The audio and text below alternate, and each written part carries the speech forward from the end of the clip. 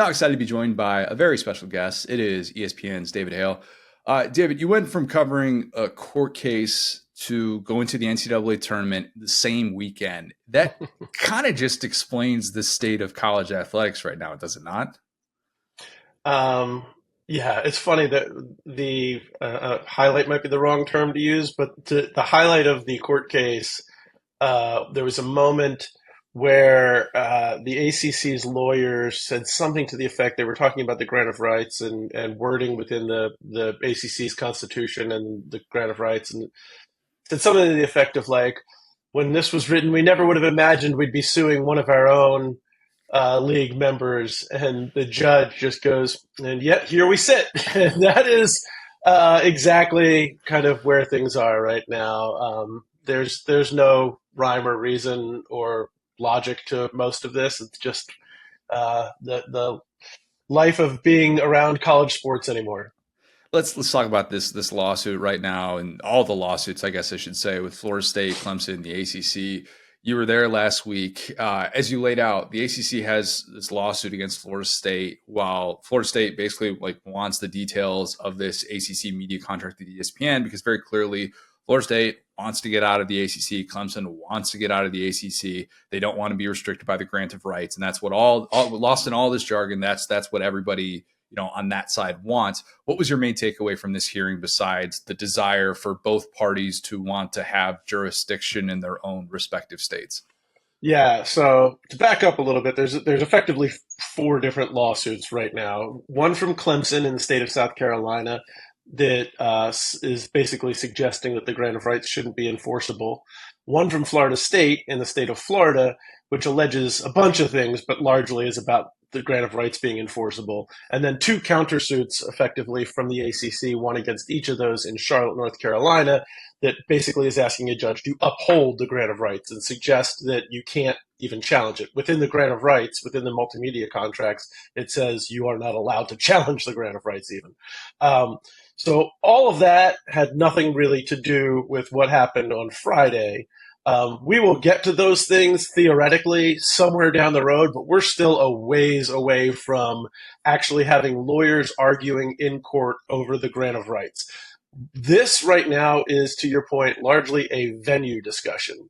So Florida State is arguing that they filed a motion to dismiss the ACC's claim, and they're arguing on 2 points. One, that the idea of sovereign immunity. So as a federal or a state institution, they are considered state government, which says that one state can't really sue another state due to sovereign immunity.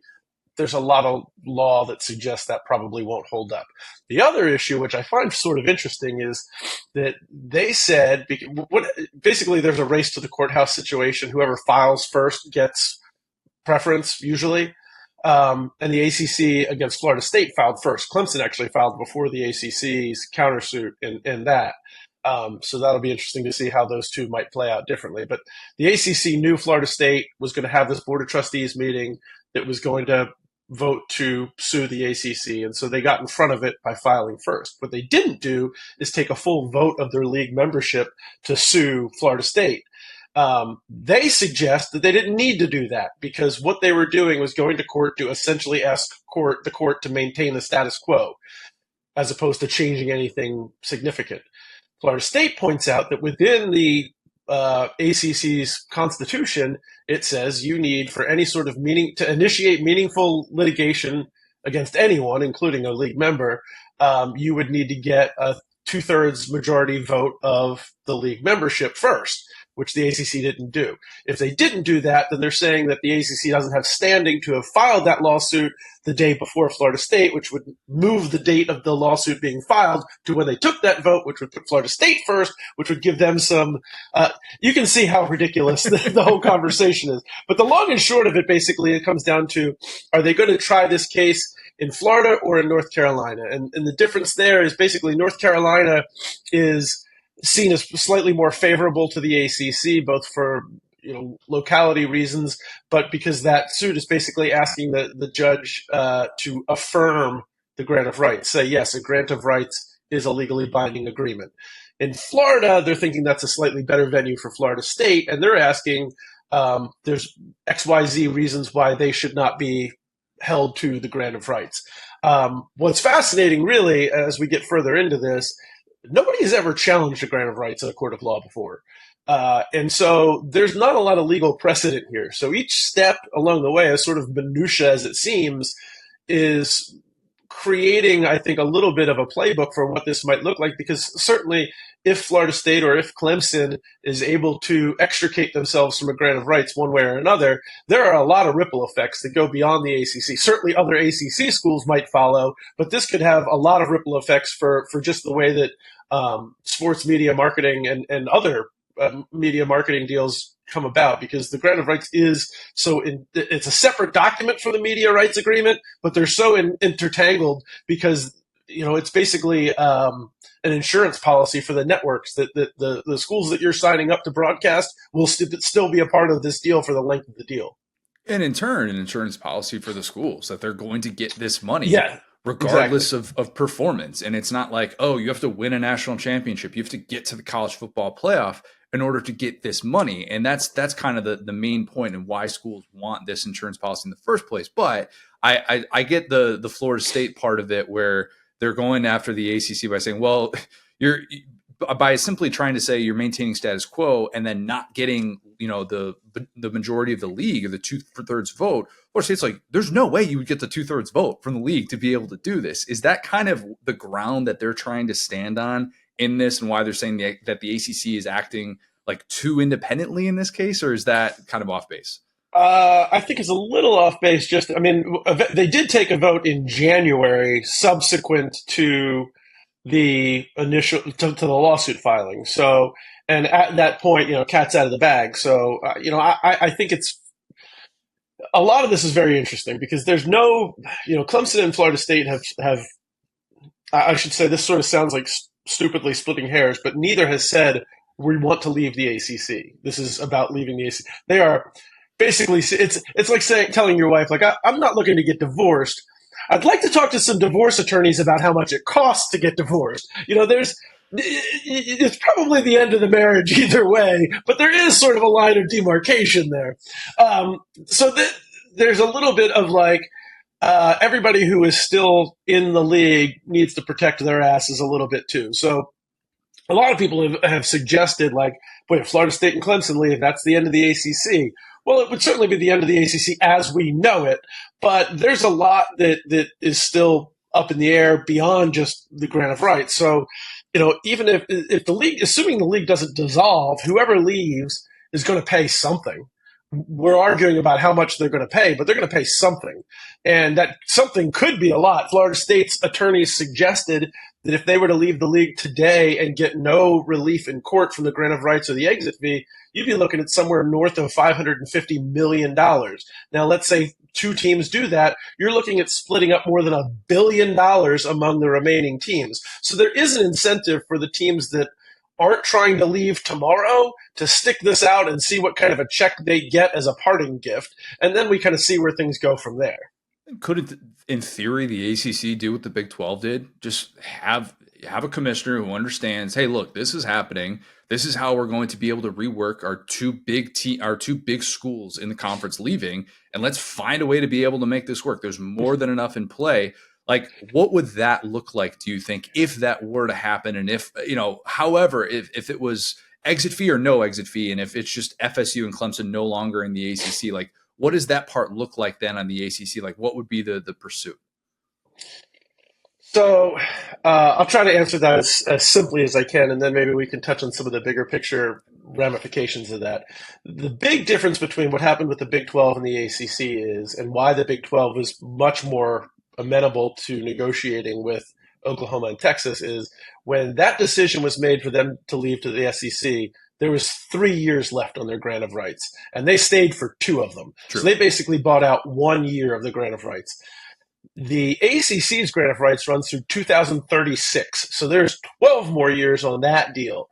And so we're talking about, for Florida State and Clemson's side, a much bigger number, which might be prohibitive. And for the ACC, there's just not a lot of incentive to argue here. And I've seen a few lawyers who are much smarter than I am about the law kind of going through this and saying that, who knows exactly. Again, this is sort of uncharted waters, but there doesn't seem to be the strongest. Like if you're looking at who has the stronger legal case right now, the ACC has the stronger legal case. So that's part of the problem. Now, what would happen if they did it? They added SMU, Cal, and Stanford, who will officially all join the league this summer. And that was part of a sort of chess move to get ahead of this. So their current TV contract with ESPN requires, I believe it's 15 league members for the contract to remain intact. It doesn't say who those league members have to be. It just says 15 members. Well, now they're up to 18, assuming you're including Notre Dame, who isn't part of football, but in everything else.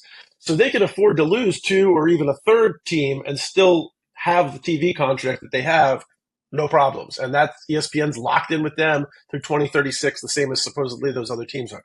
Clearly, there would be other lawsuits that would follow this. ESPN, I don't think would be thrilled, obviously, with how that goes. But the other thing, and I've talked to a few folks in television and a few ADs who have suggested, like, this is such a sweetheart deal for ESPN right now that they have with the ACC, that even if Florida State and Clemson left, because of how cheap they're getting the ACC for, because of sort of the money that they've already got on the table, and because of the amount of TV slots that you need to fill, they'd probably be fine with that. So there is a look-in window where they could extricate themselves from this contract. But they'd be unlikely to do that at this point. Now, that's speculation from other folks. I, as an ESPN employee, have no awareness of this. This is way beyond my pay grade. So I don't know. Long story short, to your point, they could do sort of a Big 12 thing. But I guess the last part that I would sort of bring into this is, and I'd be interested in your thoughts on this too. I mean, if Clemson and Florida State leave and go to the Big 10 or the SEC, and I think presumably you would probably see 1 to 2 to 3 more ACC teams follow suit if the numbers came out right. What's left outside of the Big 12 and the SEC? Like, who are the brands that move the needle? And I'm not trying to knock the Big 12 here, but there is not a brand in the Big 12 that the SEC or the Big 10 would be like, yep, come on over here, we want you. Like, for anything other than like adding some geographical perspective or convenience or something like that. So it's almost like once Clemson and Florida State leave, I don't know what is stopping it from a conversation about like it is just a Big Two and then everybody else. The only thing is Notre Dame. The only thing. Right. Like if you were to take that money that theoretically the ACC could get if there was some sort of settlement, even if it wasn't the $550 million, whatever it is, and you take that money and incentivize Notre Dame even more to say, hey, look, let's make this happen. We understand the NBC side of it. Maybe there's some sort of middle ground where they can make that work and it could benefit the ACC in the long term to have those rights tied into this as well and find a way to just get Notre Dame football on board. Like that feels like the only power play that the ACC could possibly have left. And there's a lot. I don't know how to really categorize the numbers, but there are people within the ACC who are more than a bit frustrated about the lack of creativity on the ACC's part in trying to find more workable solutions here. And frankly, every day that passes, the potential number of fixes gets smaller and smaller. So, even Cal, Stanford, and SMU, it took a lot to get that done. There's a lot of people who didn't like it. And I would argue, I understand the rationale for why they did it. Those three schools all fit sort of the pedigree of the other schools that are sort of the problem. And I hate kind of using it this way because, like, I'll use Wake Forest as an example. I love Wake Forest football. Go watch a Wake Forest football game. Until last year, they're fun. It is a school that is invested. It's not a big fan base, but it's a passionate fan base. Dave Clawson's a great coach. They've had a lot of cool players come through there. But Wake Forest ain't generating the money for TV networks that change the game. It's a small private school with a relatively small alumni base that may or may not be football focused. Well, Cal, Stanford, SMU at least has football focused alumni, but it's, again, small private school. Like the reason that the Big Ten and the SEC have the bandwidth that they have is because they're big public schools inside those leagues that move the needle with a huge built-in audience. And I think there's a lot of people who are frustrated that the Big 12 got to be the narrative around the Big 12 for a league that basically doesn't have a single team that the ACC would really want right now as currently constructed. The narrative around the Big 12 is much better than the narrative around the ACC. And there's a lot of people frustrated that the ACC has allowed that to happen. And that's just narrative. It's not even the facts. It's just a narrative. So the ACC has been very flat footed. And I've also talked to a number of folks. I think that the average AD in the ACC gets it. The average president and chancellor in the ACC, I'm not sure. I think there's a lot of people who think it's still 1995 in terms of the business model. Yeah, that's the part that's difficult. That's you could see that path. And my guy Brett Freelander talks about, who does great work for us at Saturday Road. He talks about that a lot, about the Wake Forest dynamic of it. And all right, well, what does this actually look like for a school like that moving forward? And that's why it can be a bit of a sticking point. My favorite tweet of yours during this on Friday, as all this is unfolding, was the ACC lawyer talking about how FSU was claiming that they never held a board vote to approve the grant of rights. And the ACC lawyer is like, well, why have we been sending them all this money? Does it feel like that's the exact reason, that ignorance a bit about the contract that FSU signed in the first place? Is that kind of why we're at this place of angst right now with all parties? Yeah, it's funny that Clemson's lawsuit, basically one of the things that it suggests is that a grant of rights should not be enforceable once a member leaves the league. And literally, the first paragraph of the grant of rights says, this is enforceable no matter what you do. So, I mean, this is sort of what we're arguing over. There's no magic beans here. We're basically, it's sort of like the Alabama Grand Canyon game. Nobody has a plan. They're just beating the hell out of each other in the paint to see what happens. I don't, I think the one, there's a lot of, you look on social media, particularly the Florida State fans who have been over the ACC for years, think that there's some magic solution here. The problem is the ACC, Florida State, and Clemson are all playing poker with a really bad hand.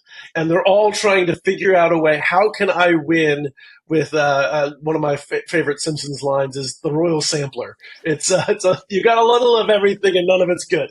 That they are looking to a bunch of really bad options and trying to figure out the least bad option. And so some of these lawsuits, again, there's a very good reason that Clemson and Florida State have not said we're leaving the ACC. And the reason they haven't said it is twofold. One, they don't know if they can, because there is a more than reasonable chance that these court cases don't go well for them, and the price tag to get out of the ACC is prohibitive. And two, no one, the SEC and the Big Ten particularly, is going to offer an invite to you to join their league if they don't know that they have access to your media rights. So nothing can happen yet. So frankly, we're in a holding pattern for at least the near future, and I would put a timeline of maybe 2 years on that. And even that doesn't say at the end of 2 years we've got a resolution. I don't know that we do. Yeah, that's the thing that Matt Hayes has been bringing up for a while now. Is hey, look, even if Florida State gets out of this, it's not like the SEC and Big Ten are going to come calling and say, hey, come on board. Everything's perfectly fine. It's not like it's, the girl that they've been eyeing at the bar and they all of a sudden find out that she's single. There's so much more that goes into this. So it almost feels, is independence the most likely option if they get out of this contract and trying to negotiate some sort of a TV deal with one of these big players? And I would guess it's not going to be ESPN if they're trying to get out of the ESPN contract. But is that the most likely path for Clemson and Florida State if they're able to get out of this, as opposed to saying, well, it means that they are inevitably going to join the SEC or the Big Ten? It's a really good question. What is the most likely outcome? I would almost be foolish to suggest I know what the most likely outcome is, because I don't. Fair. It's a bunch of outcomes are possible, none that have particularly high odds. Independence is one option, or maybe the Big 12 would be another option that is essentially a stopgap, right? So I've talked to a ton of ADs, and almost no one thinks that by the year 2030, 2031, that the business model of college football is going to look anything like it does today. So let's say there's a football breakaway. Let's say there's a power two breakaway, whatever it is. Like maybe you just need enough runway to get you to that place. And whether that's, hey, we're going to bully the ACC into giving us more money every year, like a higher stake of the pie that gets us to that place. Maybe we go independent to get to that place. Maybe we go join the Big 12, who at least has really no upside over the ACC, except that their TV contract expires in 29 as opposed to 2036. So any of these might be a bridge to get to that next place on the assumption that the next place is going to be a much different place than it is today. And I think a lot of people have asked, like, well, Florida State was willing to be, and in fact, very eager to be the canary in the coal mine on all of this. Why did Clemson follow their lawsuit too, as opposed to just, let's see what happens with Florida State and we'll hang back and, wait and pounce when the time is right? I think part of that is getting on this runway to wherever we need to be in a couple of years, because there's not, none of this is going to be simple and none of the outcomes are certain, other than the fact that, like, the one thing Clemson and Florida State I think are 100% certain of is we can't stay in the ACC under the status quo financial situation and in 5 years still be a sustainable national championship contender. It's in their mind, that is a non-starter. So whatever the outcome is that is not that is better. Yeah, which is interesting because I almost want to push back on that with Clemson and Florida State, because if the business model does change and if it is like, hey, we're going to have, and I guess, they're trying to get ahead of the whole like media contract pay for play and how much that could be tied to collective bargaining. And that's where the money's going to come from instead of these private sources. Because if it's private sources that are funding this and it's just collectives and all that stuff, Clemson and FSU are probably holding on right now, and it's probably fine. And they're probably like, hey, we're just going to get the best booster donors, and we're just going to find a way to make this work. But that part right there and why this sport is changing is what they're trying to get out ahead of, as much as 100%. someone's come. Like, so there's going to be people next year, like if Florida State and Clemson are, in the playoff or something like that, saying like, oh, I guess they didn't need to change conferences. And that's really not the case of what they're trying to get out ahead of. And why I kind of side with them, because it seems like greed, but in reality, there's a lot more foresight going on here than probably the average college football consumer realizes. Yeah, I think you're at such an important point, and it's the thing that I think most people are sort of caught up in the now and not seeing the big picture. It's not an apples to apples comparison, but Greg Sankey talking about the auto bids and wanting to get more power teams into the NCAA tournament, and everybody's like, "Well, look at how the little guys did; they're winning these games." As the notion for why it shouldn't change. That's why he wants it to change, because if they would all lose in the first round or the second round, he'd be fine with it. It's that they're taking up money from winning these games. They're too good at it. Like, you can't, it is, I think we're so kind of hard. It's hard to imagine again, because what comes next? It's so malleable right now. And that's just the thing, is like, you've got to have some. Like, I think everybody sees the writing on the wall that players are going to get paid. Everybody sees the writing on the wall that collectives and NIL, as it constitutes, is not sustainable for anybody. And you say, so it's got to change. That means money is going to, at some point, in some way, be coming from us to the players. How do we make that work? And the answer is, if you're making the ACC's money compared to what the SEC or Big Ten are making, you can't. It's not.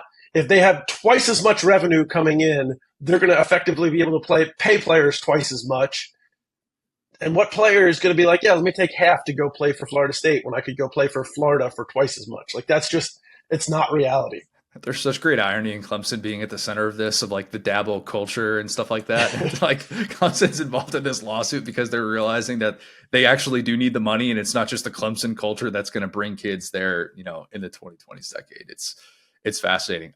Great stuff, man. Really, really awesome reporting that you're doing right now on just a very 2020s college football story. Looking forward to it moving forward. We'll do it again soon. And we'll talk about actual. I want to point this out. Everybody bashes sports writers. We're just dumb wannabe jocks. You got to learn law. You got to learn politics. You got to learn finance. I'm not smart enough to do this job anymore. Damn it. Ben Portnoy was telling me a couple weeks ago. He's like, "Should I have just gone to law school instead of journalism school? Like, what are we doing And the here?" answer is yes. Even without this, the answer would have been yes, but especially now. Yep, 100% right. Great stuff, man. We'll do it again soon. All right, see you.